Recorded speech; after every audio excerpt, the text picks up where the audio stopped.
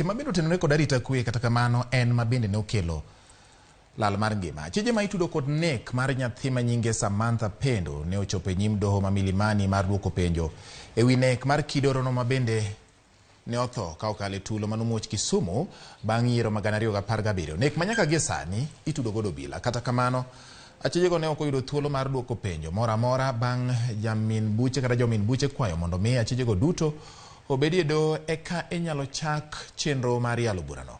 Yangore ni achije mamoko adek ne onge e nyim doho, gino manomiyo jang'ad bura mar doho ma Milimani Daniel Ogembo chiwo chik mondo achijego chop kendo e nyim doho tarik 21 mar dweni mondo giduok penjo kaluwore gi bura manodonjnegigo.